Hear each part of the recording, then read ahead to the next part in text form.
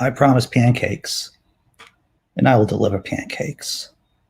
But first, I got some funny, smart music. Let's hit the clip.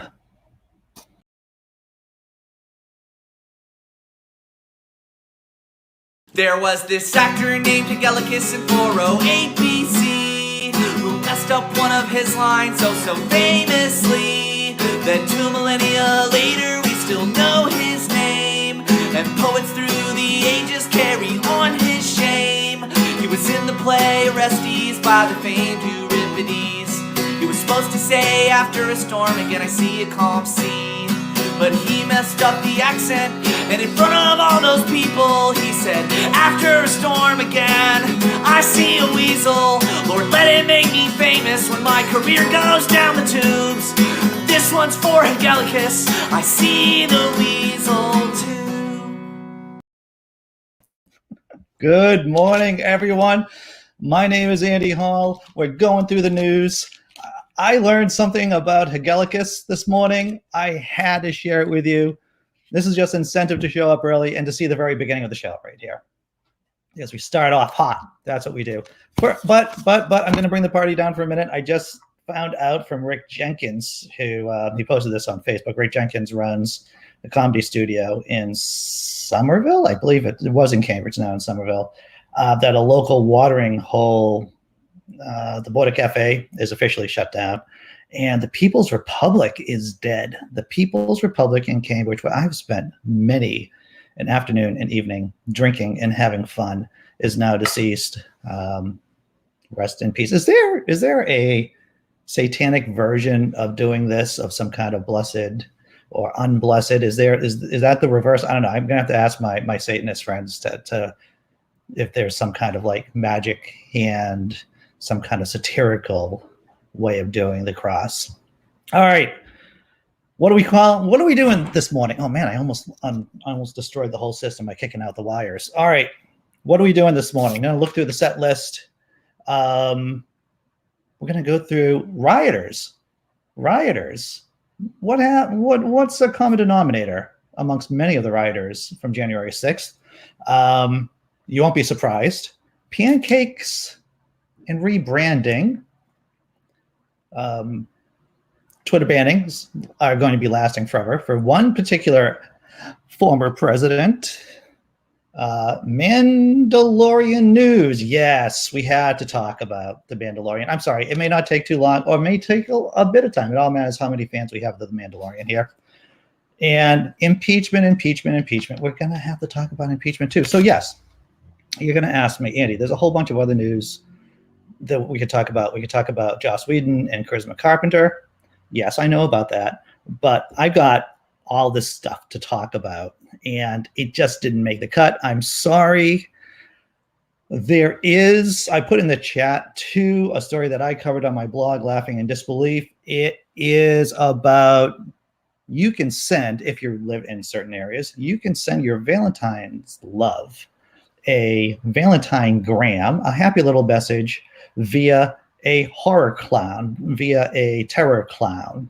You know, so if you want to mash up Halloween and Valentine's together, you should check out that story. It's pretty cool. All right, let's see what's going on in the chat. Chat. Good morning, Willie Ignorant. Good morning, Jess M. I thought that was a great song, to tell you the truth. And it's, you know, I'm going to hit the song again, Brainbug. I'm going to hit the song again in case anyone didn't see it like 2 seconds ago, because I love this song. There was this actor named Hegelicus in 408 BC who messed up one of his lines so famously that 2 millennia later we still know his name, and poets through the ages carry on his shame. He was in the play Orestes by the famed Euripides.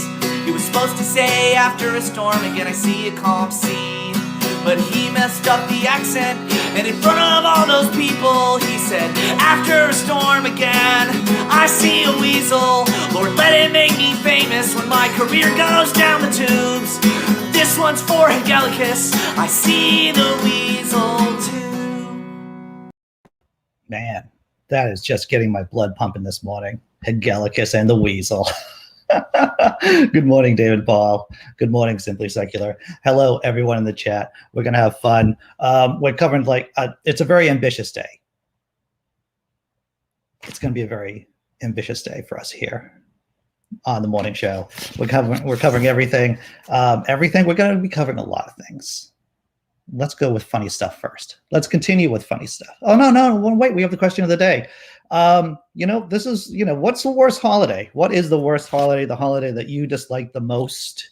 For me, Valentine's Day would have to be ranking up, pretty high up there. I'm not a big fan of Valentine's Day because when you think about it, if you're using Valentine's Day as a way to salvage or to keep your relationship on track, if you're depending on this, if there's a lot of pressure on you to perform on Valentine's Day, I'm going to say that your relationship just might be on life support.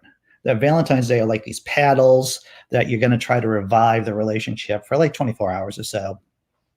But otherwise, it's close to flatlining. If it's that important, then there's a good chance your relationship isn't doing too well. That's all I'm saying. That's all I'm saying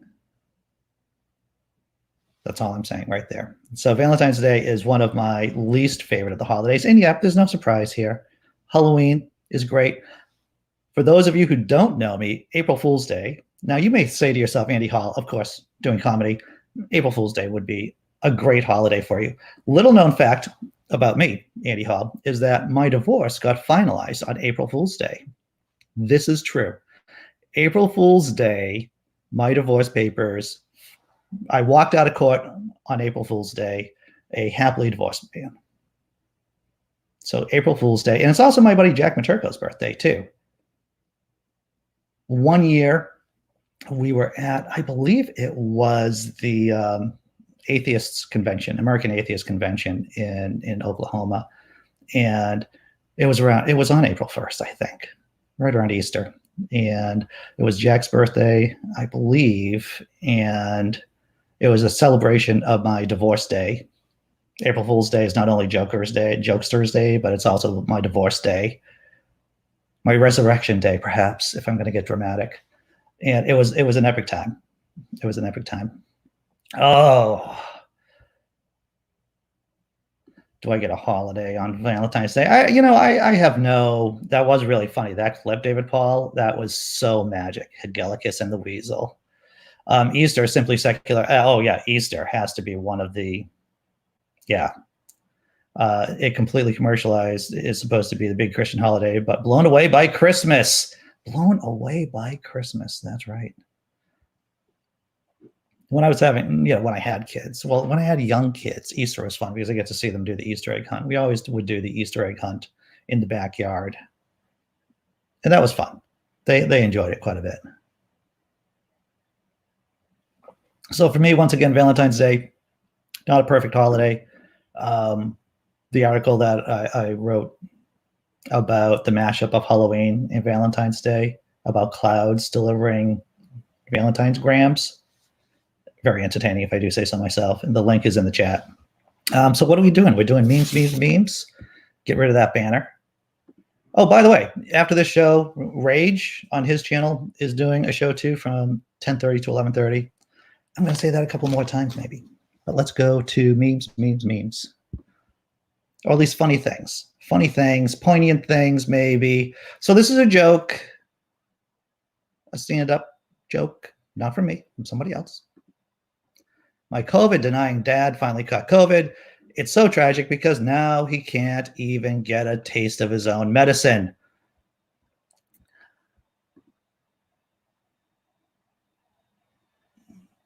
Of course, that joke relies on the fact that you understand that for some people, you lose the sense of taste when you get the COVID, right?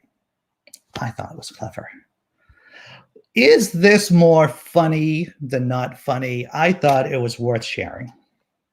Fun fact, if your company can afford a 5 million 30-second Super Bowl ad, they can afford to raise your wage.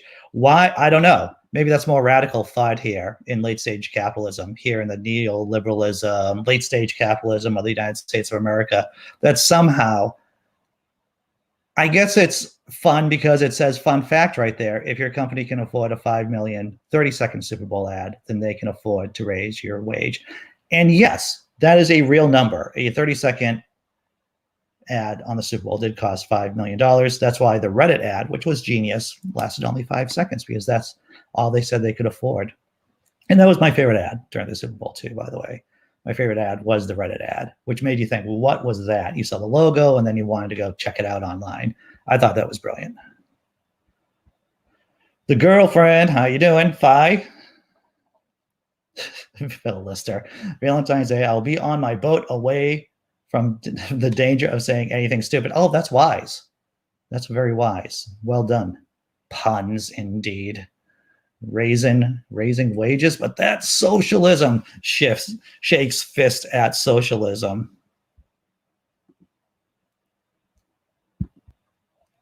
Okay, I was right now years old when I realized Andrew has his own channel. I do have my own channel, believe it or not. You know, the thing is that I don't brand it as the Andy Hall channel. It's more like Laughing in Disbelief. But, you know, I mean, yeah, this is me. This is my channel. This is what I do. From 9 to 10 every day. Thank you, Atheist Edge. Every day from 9 a.m. to maybe 10 a.m. Monday through Friday. So it's not every day. But all right, last joke. Well, last mean joke before we go on to the news proper. Oh, the whole world flooded, and when the water receded, where did it all go? Now, this is a good question. This is actually a good question, because as many of you know from your biblical cosmology, the firmament held the heavenly waters. There are some thoughts, and of course there are waters underneath the earth too. So there's a thought that maybe there's a big plug. I think there's the idea of there's like this big, I'm not going to say a butt plug, but there's a big plug for the planet, for the earth, that the water was released from. Does that mean that there had to be like active pumping to get the water out of the earth? I don't know. I don't know. The thing is, when you're talking about fairy tales, you really don't need to have a realistic process. You just have to say magic pixie dust, and that's where all the water disappeared to. That's where all the water disappeared to after the Great Flood. Just wave some magic pixie dust, and you know, the water's gone, just like that. Just like that. All right. Gonna go to the first story. Oh, rioters. So you say to yourself, we've been talking about rioters lately, right? The January 6th rioters, of course, that I'm talking about. What do you think is one of the common denominators, besides the fact that they're, of course, Donald Trump supporters, and they're white predominantly, but what other denominator might many of these rioters have? It's an interesting question. Hello, peoples. And when I found this out, when I read through, all the links to these stories are in the description. When I found this out, I was not surprised, and I think it reveals something about the rioters. The defendants charged in the Capitol insurrection have something in common: a history of financial woes. A history of financial woes. Many of the rioters charged, the most egregious of the rioters, have not done well financially. Let's look into the story. A few bullet points. Many of the Capitol riot defendants have something in common: a history of financial difficulties. A Washington Post analysis found that a substantial number of defendants have money woes. The documented financial problems include bankruptcies, debt, foreclosures, and unpaid taxes. Who would have thought? Who would have thought? I'm going to share some of my own thoughts on this, but first I want to go through the data. I want to go through the data points before waxing philosophic about what this means. A new Washington Post analysis of court records and financial documents found that out of 125 defendants who had publicly available financial information, nearly 60% had filed for bankruptcy, had unpaid tax bills and other debts, been sued for unpaid debts, or faced losing their homes through eviction or foreclosure. The Post also found that among that group, the bankruptcy rate was 18%, almost double the national average. Among them were some of the most infamous accused rioters who have become faces of insurrection. Jenna Ryan, the Texas real estate agent, charged with 2 misdemeanors in connection with a Capitol insurrection, who flew to Washington, D.C. on a private jet, had filed for bankruptcy in 2012. Almost lost her home before then and had a history of unpaid federal taxes. Ryan, who was banned from PayPal after trying to raise funds for her legal defense on the platform, told the Post she now fully regrets her participation in the riots and says she bought into a lie. Let's continue. There's more. There's more. A rise of domestic right-wing extremism and QAnon conspiracy theory haven't just targeted low-income or educated people, however, but have swept many well-off college-educated professionals too. One researcher interviewed by the Post said that middle-class and educated people may be more likely to be lured into extremism when they feel their position in society being jeopardized or threatened. Ryan, for example, told the Post she voted for Trump in 2016. She didn't become politically engaged until 2020 when she started consuming right-wing media like the Gateway Pundit, InfoWars, and Steve Bannon's War Room podcast, and fell down the rabbit hole of QAnon conspiracy. So a lot of these writers, they have, there's double the bankruptcy rate amongst this crew of people who've been arrested. And, you know, bankruptcies, taxes, they owe people money, maybe kind of like their hero, Donald J. Trump. He has a history of financial problems too. That makes sense. But what I thought about was that we've talked about how there's so many ex-military people in the Capitol riot. All right, we covered that about a week or two ago. Approximately 20% of the rioters were ex-military. And I floated the idea that there could be a lot of brain injuries or a lot of central nervous system problems up there, a lot of impulse control. Because when you see how QAnon people act, when you see how the Capitol rioters act, you say to yourself, maybe they have brain damage. Like, and you know, when you look at the fact that they can't balance a checkbook. All right, neither can I. But they can't balance a checkbook, that they have problems with the financial problems. There's a lot of what we call in the psychology business executive function. You know, their executive functions are impaired. And maybe they have some brain damage, to tell you the truth.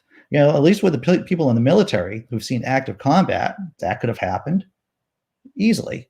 In terms of environmental poisons, that can cause central nervous system problems too. Let's see what's going on in the chat. Hey, Rage. How you doing? Rage got a show, 10:30 to 11. Check it out on his channel. They identified with him. He went through bankruptcy, etc. Just like that. That's what Brain Bug noted, indeed. You know, David Paul, 1 in 5 U.S. men are former military. I did not know that. They identify with a fake billionaire. Indeed. And they are identifying with a fake billionaire. And it's you know, trickle-down economics doesn't work, but trickle-down stupidity does. So, you know, the idea that we cut taxes for the rich and expect the benefits to trickle down doesn't really work. But trickle-down stupidity, that works. That works quite well. Atheist Edge. Trumpism, conspiracy theories, and science denial are just symptoms. Religion is the underlying disease. I would say that's definitely an accelerant. It's like pouring gasoline on the crazy fire. And that's it. You know, you're right.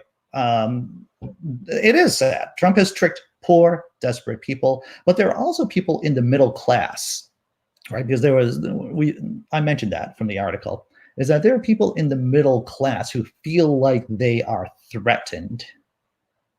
And that's why, like, they could be financially well off or okay, but they feel threatened. And I'm going to say I'm going to make a guess. I'm going to make a hypothesis here that some of it's race-based, that some of these people, and I know this isn't cracking the atom here, but some of these middle-class people who decided to riot, they feel like they're losing their position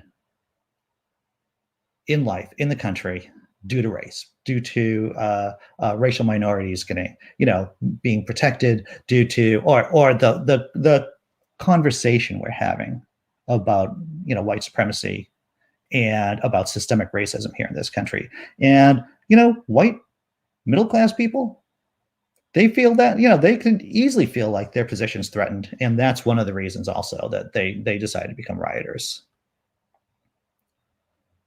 Yeah, money problems, exactly. Yes, a lot. Yeah, spot on, Marmaduke Scarlet. Yeah. And once again, I think really there is something to be said for the idea that if you have impaired cognitive functions, if you have impaired executive functions, then you're more likely to be a QAnon enthusiast, to be a rioter, and to be a Donald Trump sycophant. I'm going to just keep singing and dancing that song that about Hegelippus. I'm sorry, it's in my head. It's an earworm. So I'm just going to be, rocking to that tune every once in a while here. I'm sorry. I'm not going to apologize for liking the song. Here we go. Very briefly, I disagree a little. There are some poor, desperate people who voted against him. Yep, I think it's more a case of enabling and fueling racism, misogyny, bigotry. Well, you see, that's the thing too. So you're right. There are. I think that there are. Yeah.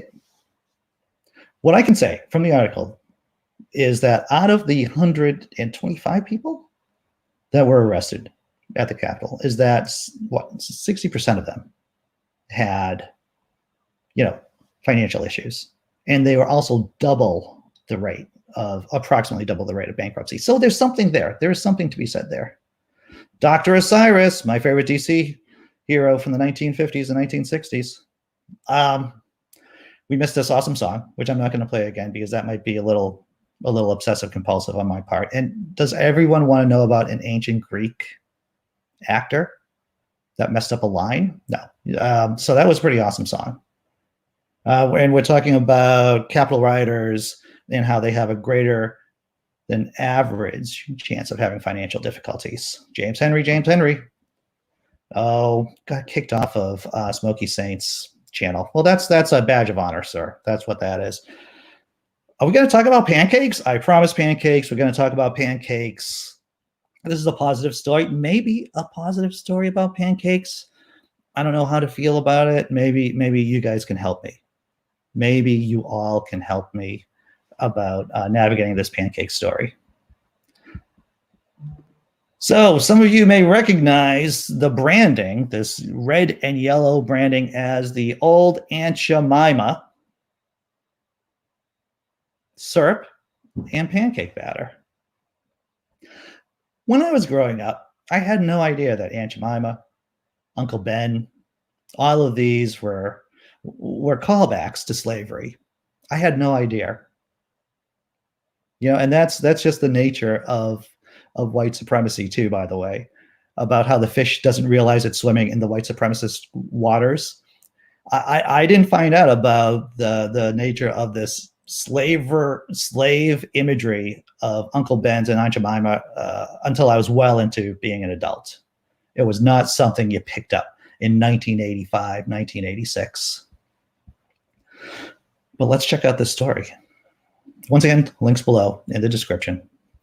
This is from CNN Business. Quaker Oats is releasing a new name and logo for its Aunt Jemima products, finally retiring the racist stereotype that has adorned its pancake mixes and syrups for decades. The name Aunt Jemima, long criticized as a racist caricature of a black woman stemming from slavery, will be replaced with the Pearl Milling Company name and logo on the former brand's new packaging, according to parent company PepsiCo.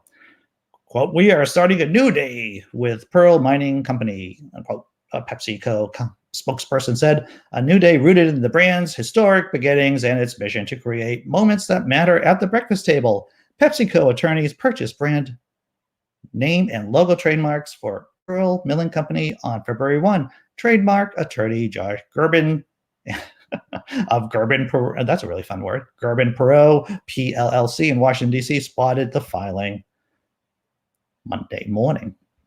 So no more Aunt Jemima. I'm pretty happy about that. Do I have a bottle of that? I might have a bottle of the store brand somewhere downstairs, though it might be still Aunt Jemima. Not sure. The story behind the pearl milling company might be interesting. The Pearl Milling Company was the late 19th century business that was created by original ready-made pancake mix, according to PepsiCo. It was founded in 1888 by Chris L. Root. Well, I'll call him Rut. Rut named the original company after old Aunt Jemima, an 1875 song from a minstrel show that featured performers in blackface and wore aprons and bandana headbands. In case you're wondering how racist Aunt Jemima was, well, there you go. News of Aunt Jemima's rebranding in June started a domino effect among food brands with racist or otherwise controversial mascots. Within hours of the announcement, the Mars Food Company announced it would do away with the brand name and logo for Uncle Ben's Rice, eventually rebranding it as Ben's Original. Conagra owns syrup maker Mrs. Butterworth's, whose humanoid bottle shape looks like a woman of color when filled with maple syrup, announced they were changing the brand's name on the very same day. One day later, Cream of Wheat's parent, B&G Foods, said it was doing away with the Black Chef logo, which was based on a dim-witted blackface minstrel show character seen in the early 20th century Cream of Wheat ads. Funny thing, I don't know if I mentioned this on the show before, but I was watching White Christmas. White Christmas?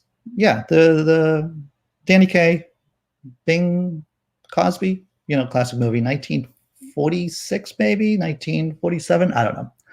And they have a minstrel show during the movie. There's a show within a show, of course. And no one's in blackface. But I never noticed this was my second time maybe seeing the movie. It did not strike me that they had a minstrel show, however, with all white people in White Christmas. All right, let's see what's going on with the chat. Oh yeah, Gary Priestley. I like the thin pancake. Well, I either like the really thin pancakes or the really big pancakes, the really thick ones. I love thin pancakes with a bit of butter and a drizzle of golden. Oh, cane sugar. Yep. I see that.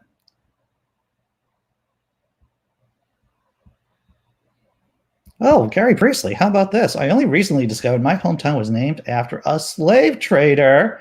There's a lot of things you don't know. There's a lot of things that are kept hidden.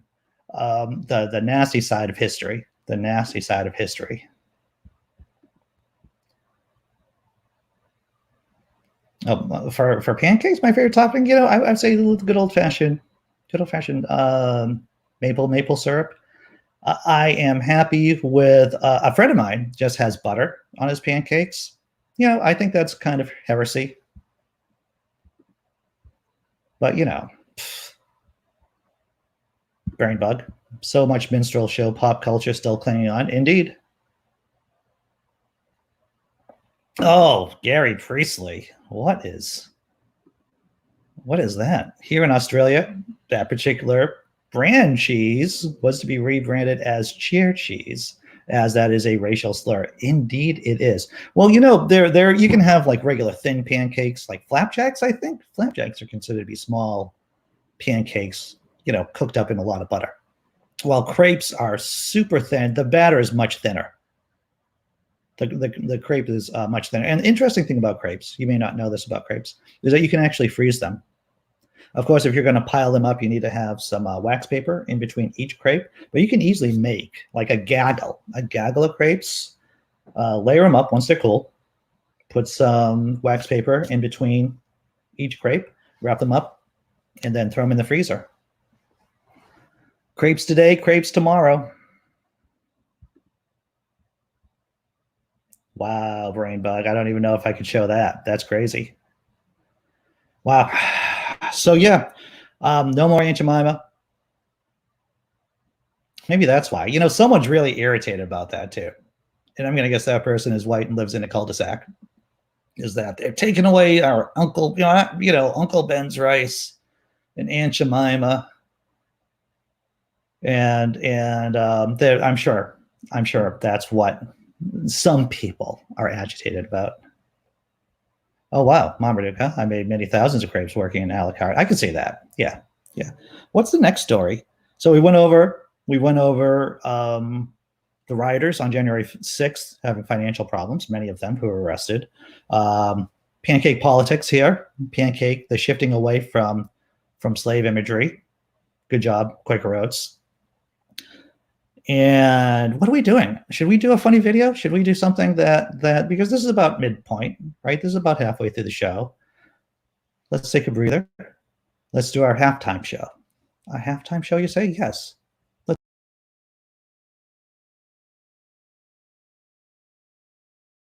Mr. Ponton, I believe you have a filter turned on in the video settings.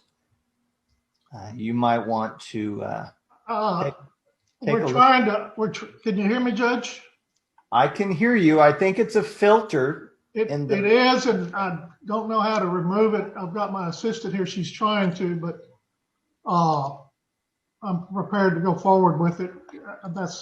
I'm here live. I'm not a cat. I can see that.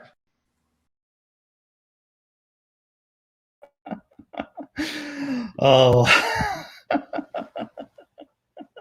they had a cat in a suit. They had a cat in a suit. How incredible that was. That, of course, we talked about that story yesterday. Well, you guys know the story, right? It's in the internet. It's blown up everywhere, trending on YouTube, on Twitter, whatever. So you don't think that was as funny as the original? I thought it was funnier with a cat because you see, he's actually a cat. My girlfriend, I thought I'd have to call 911 when she saw the video, the original video. She laughed for so long. Yeah, Gary Priestley. It was a cat in a suit. All right. Mandalorian news. Oh no. Banned from Twitter. Guess who was banned for Twitter for life? Now we know that Donald J. Trump was banned from Twitter, but he's like really banned. The people at Twitter want to let you know that he's not coming back. He is not coming back to crap all over their social media platform. Let's check out the story. There it is. Trump will be banned forever, Twitter says, even if he runs for office again. That's a slice of fried magic right there. Banned even if he runs for office again. Let's check it out. Donald Trump will be banned forever, even if he runs again, Twitter said. The chief financial officer said in the wake of the latest results that the ban is permanent, whatever he does when, this is poorly written, when you are removed from the platform. And this is, this actually makes me feel good because, as a person who blogs, I will, mistype things. It makes me feel good when places like CNN can't get all the words right. When you are removed from the platform, you are removed from the platform.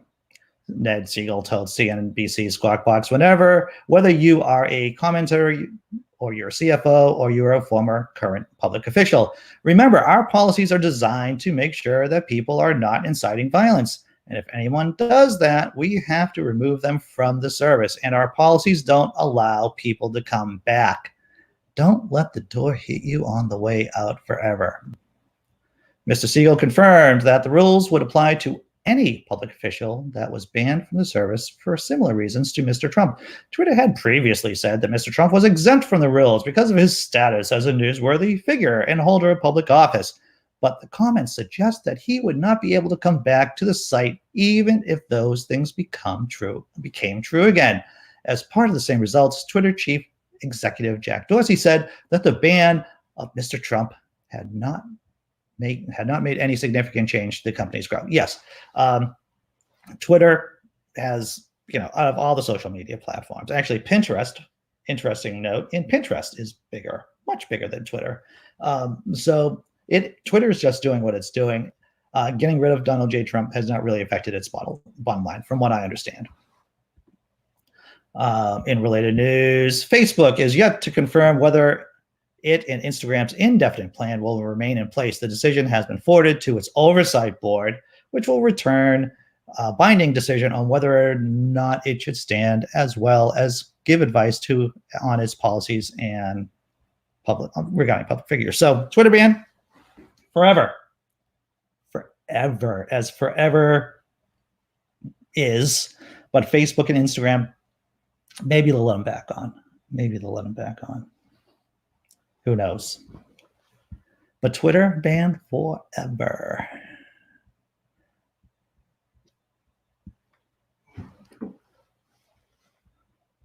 Let's see. For Simply Secular. Forever, forever, forever. I'm going to try to do the voice.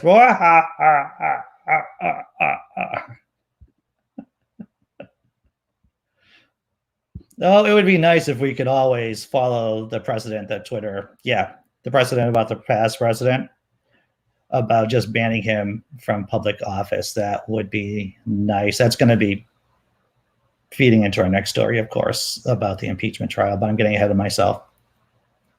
So Twitter, gone forever.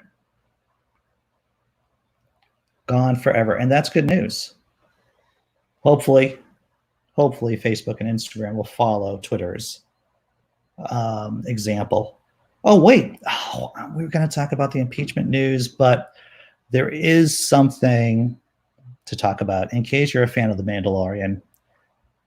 And even if you're not, this case is an example of another right-wing celebrity who shoots their mouth off on social media, got fired, and is now crying, boo-hoo, boo-hoo.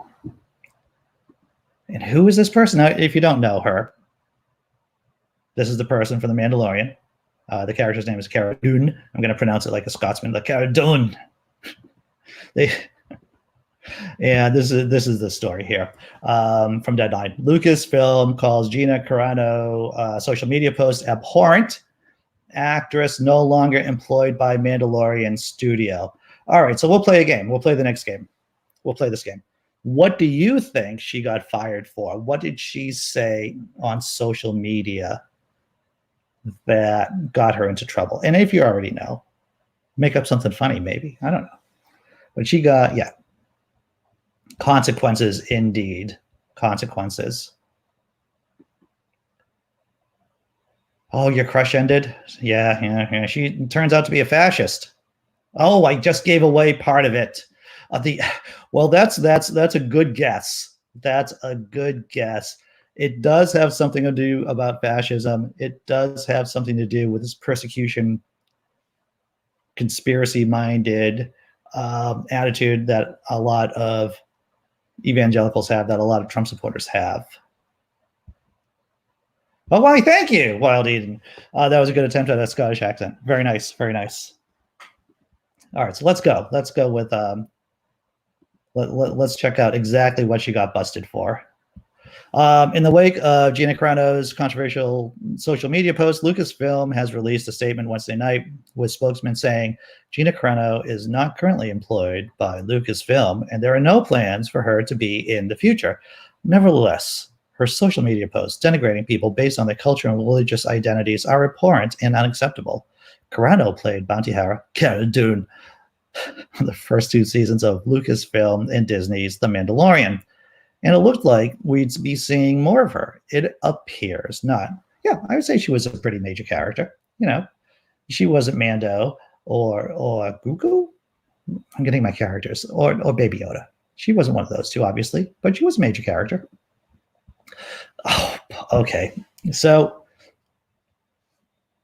here's the reveal. She is comparing people who are Trump supporters with Jews in Germany during the darkness.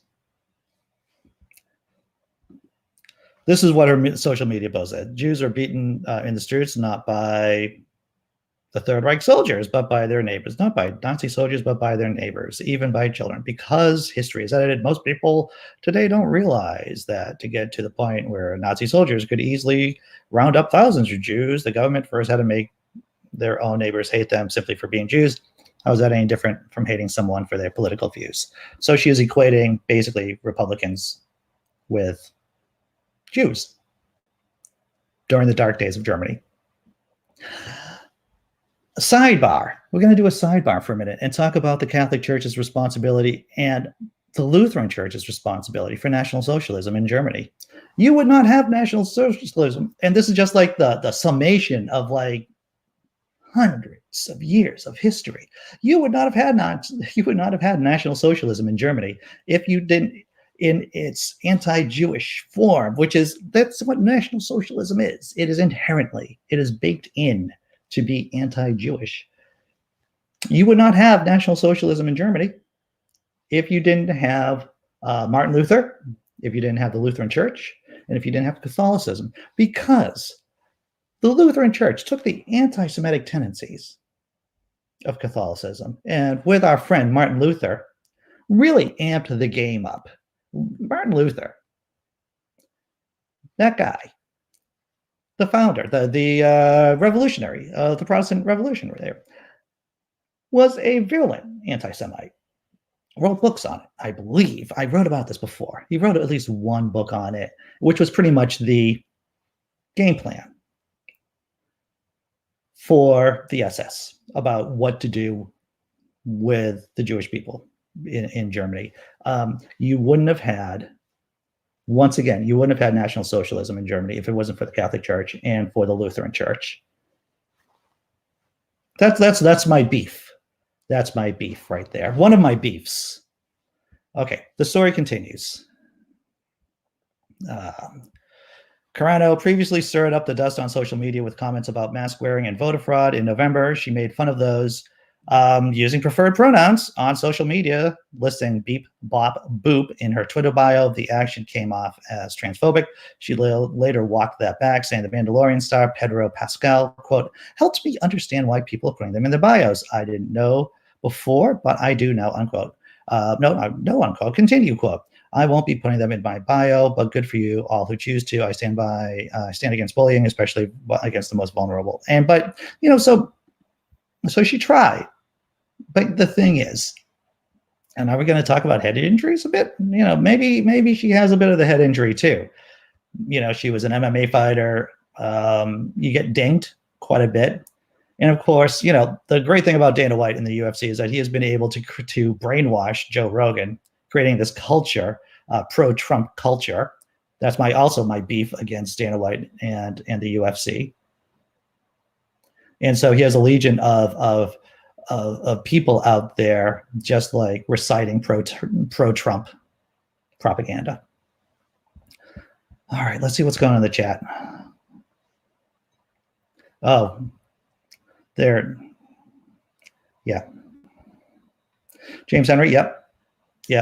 Europe is going through a nationalism epidemic. There is no, like just over 100 years after because nationalism, when you look about what are the reasons for World War I to occur, one of them was nationalism.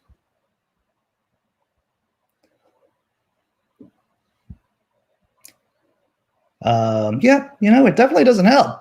It doesn't help Gary Priestley. She really is confused. Well, that's the thing. That's the thing about people who hold these kind of wacky beliefs, is that they just don't really question them. They either lack the character, the personality trait to the character. We'll go with the character, the virtue of wanting to know the truth, and they probably lack the toolbox for skepticism too.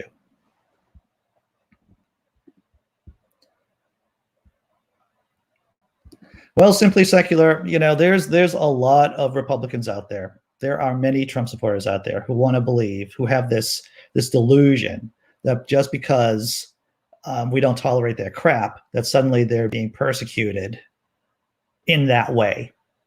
It's not an uncommon thing to see on social media. Brain bug, crushing it. Gina thinks she is the Anne Frank of Twitter. Very nice, Brain bug. Very nice. Oh man, that is magic. That was very well done. Very well done. So she is no longer going to be on the Mandalorian. They'll find somebody else. They'll find another character. There's a bunch of really good actors on the Mandalorian, and so yeah.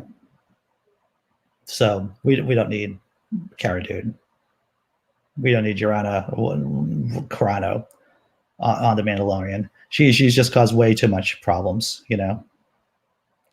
European fascism, including Mussolini, was the most fascinating subject I studied. It is, yeah. I would agree. I do. I am interested in European style fascism. You know, during the 1920s.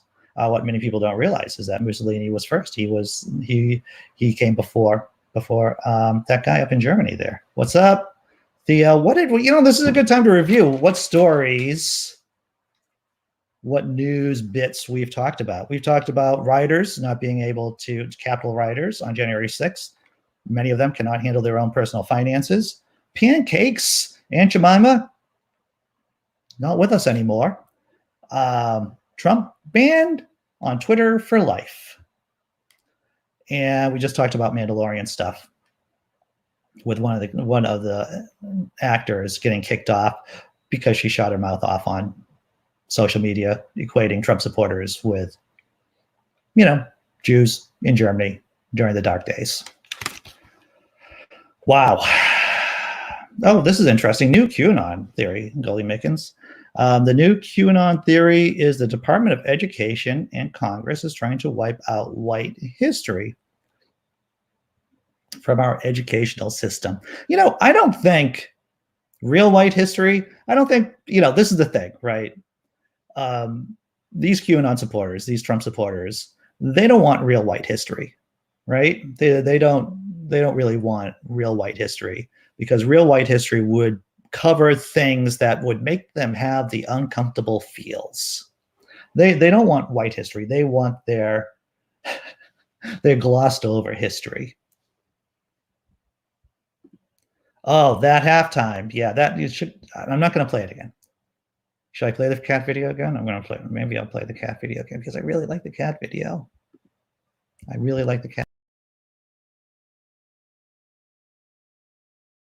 Mr. Ponton, I believe you have a filter turned on in the video settings. You might want to take we're trying to. Can you hear me, Judge? I can hear you. I think it's a filter. It is, and I don't know how to remove it. I've got my assistant here. She's trying to, but I'm prepared to go forward with it. I'm here live. I'm not a cat. I can see that. It's a whole animated show that should be coming out. Cat Lawyer. All right. So what's the oh wow, I don't know if anyone's noticed, but there's an impeachment trial going on in the Senate. Yeah, that's the I think we should talk about that for a bit, right? We'll talk about the impeachment. Oh, no, I just did a thing that could have been bad. I don't know if it was bad. Hit the wrong button. Impeachment trial. Key moments from the second day of Trump's impeachment trial. Here we go. This is the main story, right? Always leave the big story for the end, though. Pancakes was, I really want to have some pancakes, but this is the main story, of course. Yeah. The second day, this is from CNN, of course, the second day of the former President Donald Trump's state impeachment trial brought sobering new security footage and police radio audio of the U.S. Capitol insurrection as Democrats sought to connect the violence to Trump's repeated election fraud claims and his January 6th speech. He told them to fight like hell, and they brought us hell that day. Representative Jamie Raskin, the head of the lead impeachment manager, said as he kicked off the House's presentation. I saw some of the video that they showed about how close the rioters got to people like Schumer, Mitt Romney, Nancy Pelosi's staff It is disturbing. It's just seeing it all. You're just seeing it. It's, I don't know if anyone else has seen the footage. Nancy Pelosi's staff, they scurry into an office, and there are two doors. There's the outer door and the inner door. And they were in the room, of course, behind the inner door. And the riot, so they all scurry in there. 7 minutes later, the rioters show up in the hallway. One of the dudes, he bangs the doors 3 times, the outer door, and it pops open. So much for security, right? One dude, and he's not a big dude either. He just smashed the door 3 times with his body weight. Door pops open. And you talk about people who might have cognitive issues. The dude sees another door in there, realizes that it's not worth it, and he just keeps walking down the hallway. Now, if he wanted to, he could have probably busted that second door open just as easily as the first door. That's how close the mob was to Nancy Pelosi's staff. Disturbing. So let's go through some of the takeaways. Capitol police officer may have saved Mitt Romney from the mob. One security video played by the House impeachment manager showed Capitol police officer Eugene Goodman running as the mob begins to enter the Capitol. Goodman passes Romney and redirects him from the rioters' path, continuing to the first floor to respond to the breach and divert the mob from lawmakers. Yeah, Romney was basically walking towards the mob. And this officer turned him around and said, "You do not want to go that way. You do not want to go that way." What's really amazing, and I know we said this before, and many people have said this before, is that more people didn't get killed, more people didn't get hurt. That's what's amazing out of all of this. All right. Pelosi was evacuated from the Capitol complex entirely. House impeachment managers revealed for the first time Wednesday that House Speaker Nancy Pelosi was evacuated entirely from the U.S. Capitol complex during the insurrection to a secure off-site location. We know from the rioters themselves that if they found Nancy Pelosi, they would have killed her. Delaware Delegate Stacey Plaskett, one of the impeachment managers, said the Democrats showed how rioters were calling out for Pelosi as they moved down the halls of the Capitol before showing new security footage of Pelosi staffers barricading themselves in a conference room not long before the rioters entered her suite offices, trying to force open the door where the aides are hiding. Schumer and his security detail had to run from rioters. This is another footage that you see them. You see Schumer, and at least this actually made me feel better.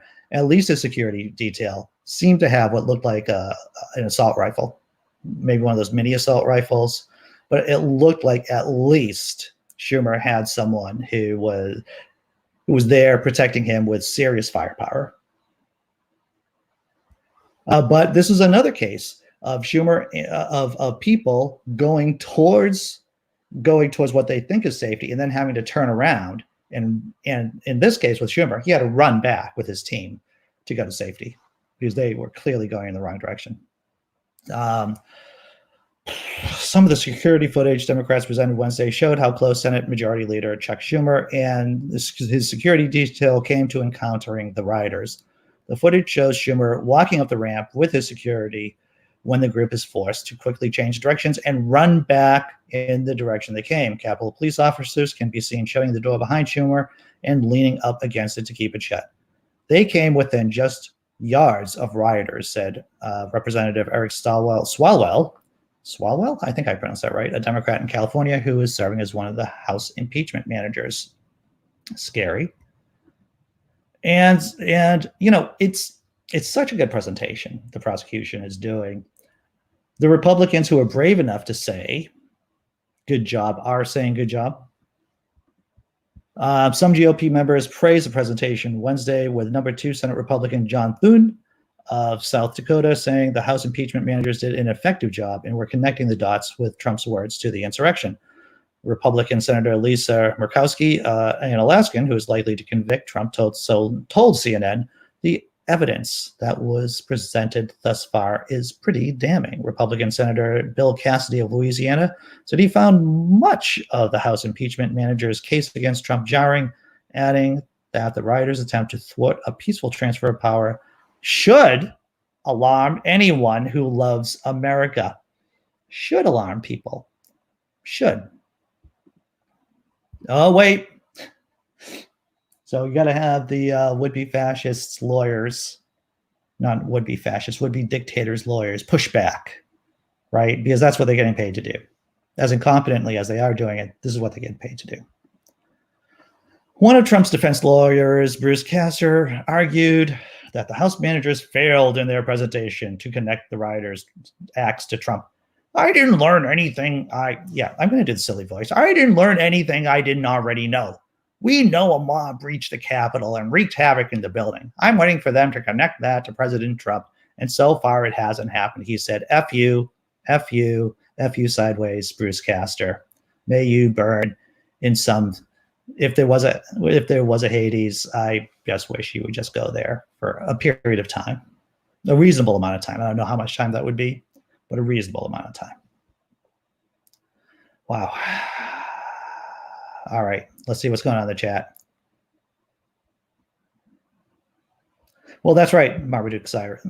The idea that Republicans are trying to minimize the incident is insane. You see on the security footage how close people were to the rioters, and it was clear that the rioters, they had that what they were planning to do. Some of them had stun guns, some of them had the plastic ties. They were planning nothing good, man. Let's see what we got here. Well, that's right. You know, Gary Priestley, we were lucky that most of them were useless. Anyone who knows stuff about history, about how you do a coup, is that typically you have to have a very organized way of grabbing major power centers. The mob wasn't organized in as much that once they got in, they knew where to go, what avenues to get to. Yeah, there was coordination, some coordination within the mob, but it definitely wasn't a surgical strike team. Oh, hey, Fi. All right. Well, good luck. Thanks for once again. Thank you for helping vaccinate people. Thank you.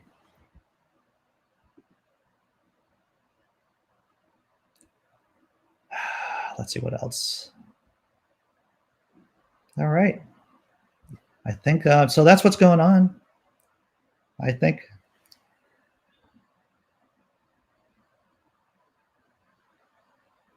Oh, Elizabeth Mary, troll. There you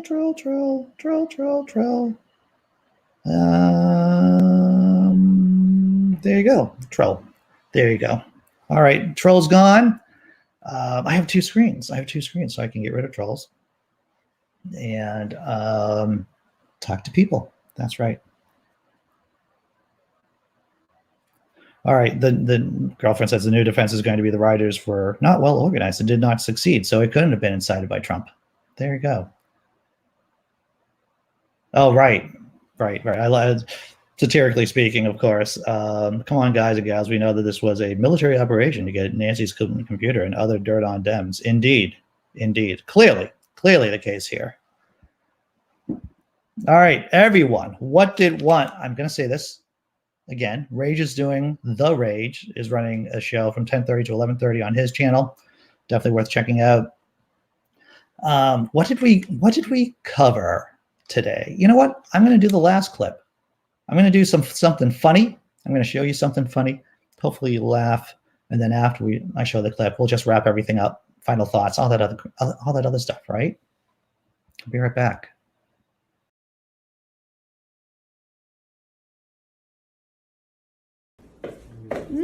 Babe, what are you making? Me scrambled eggs. What are you doing with my cat? He's my helper for today. God. Chase, get out of there. Get out. He wants to stay with me. Get out. This is weird. Come here. No, get out. He wants to stay with me. Oh. Okay, Chase, let's continue. All right. If that doesn't put a smile on your face, I don't know what does. I mean, that was. I'm not going to show you. I'm not going to do the music video again, though. I think the music video was the most spectacular thing I've seen in quite a while. Am I lying? Am I? There was this actor named Hegelicus in 408 BC who messed up one of his lines oh so famously that 2 millennia later we still know his name, and poets through the ages carry on his shame. He was in the play Orestes by the famed Euripides. He was supposed to say, after a storm again I see a calm sea, but he messed up the accent, and in front of all those people he said, after a storm again I see a weasel. Lord, let it make me famous when my career goes down the tubes. This one's for Hegelicus, I see the weasel too. All right, I might get a little bit more obsessive compulsive, a little bit more manic, as I get very energetic in March and April, and we're getting towards March quickly, and so I might be a little bit more funny, at least. That's how I like to call it, a little bit more energetic, a little bit more obsessive maybe. All right, so what did we cover, everybody, today? What did we cover? We covered rioters, a common thing, a characteristic. I'm doing my Bill Shatner impersonation. A common characteristic of the Capitol rioters is that many of them could not handle, they were in financial trouble. Second story, pancake politics, Aunt Jemima no more. Third story, banned on Twitter forever, Donald J. Trump. Fourth, major character, secondary character from the Mandalorian, fired for equating Trump supporters with Jews during the dark days of Germany. And impeachment stories, updates. We had 2 cat videos, and I have this weird fixation on Hegelicus now. I understand. It's not right. What do we got going on here in the chat? The sap is rising. What's the weasel alluding to? Apparently by mispronouncing or using the word accent, he was supposed to say C, but he used the word weasel instead, which was quite comical at the time. And it was so, I guess actors, theater people still talk about it 2,000 years later. So yeah, everyone, some awesome cat videos. So that's what I think too. Some pretty awesome. We got 2 cat videos here. So there we go. So what am I doing today? Playing Jenga at 3 o'clock. We've been having some great conversations at 3 o'clock here on the channel while I play Jenga. I'm having fun. We just talk. It's basically just an open conversation while I'm stacking blocks and them falling down. A lot of geopolitical talk, some geek talk, some religious talk. You can go to sleep now, Gary Priestley. You can go to sleep. Yeah. So 3 o'clock, I'm doing that. 8 o'clock tonight, there is another person on the show, of course, for Best Advice Ever. Pat Green is coming on. Pat Green, he is a visual artist. He's a blogger. He does great work. He's coming on the show tonight at 8 p.m. This channel, and talking about the Best Advice Ever. It's a live show. Yeah, I think we're going to have some heavy topics. We may. I don't know. Pat is such a creative guy, and he has seen so much. He's an ex-minister, ex-pastor, and I don't know what he's going to talk about. I don't know what the best advice ever he's going to share. And I am intrigued by this, and I can't wait to talk with him. So 8 p.m. Eastern time tonight, Best Advice Ever. I moved it to the nighttime show to the nighttime time slot because, I'm doing this show in the morning and I'm doing Jenga in the afternoon. So I think it's only reasonable to do another show at nighttime whenever I do Best Advice Ever. So that's it. It's going to be a lot of fun. Thanks for showing up, everyone. Links are in the description. You want to help out the show, hit the like button. There are some links if you want to support the show down there too. Thanks again. If nothing else, we're doing this whole freaking thing again tomorrow at 9 a.m. Eastern. Check out the Rages channel at 10:30. Take care. Be strong. What's the epic post? I don't know what my epic post is going to be. far and away. Maybe like the